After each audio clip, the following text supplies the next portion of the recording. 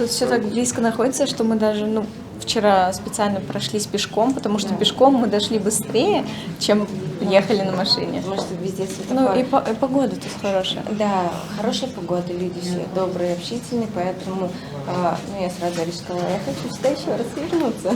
Просто такое солнце невероятное. А мы вчера гуляли, я никогда в жизни не видел эти чехлы для машин. Это не знаю, насколько это нормально, что это для меня главное впечатление здесь, но объясните, пожалуйста, почему именно Наташа они называют? Я больше всего отметила закаты и рассветы здесь. Ну и, конечно же, очень отличается здесь погода. Я сама живу в Питере.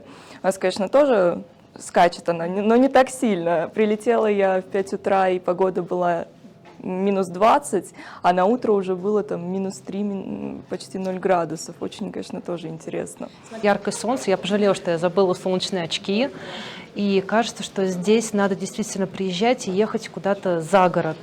У нас проходил фотоконкурс в группе ВКонтакте самого фестиваля, и ребята выкладывали абсолютно потрясающие виды, причем не только из округа Якутска, да, но еще из каких-то других мест. Поэтому кажется, что уже оттуда можно набрать какие-то идеи для будущего путешествия. Я уже записала пару видео. Я даже не ожидала, что так тепло встретят.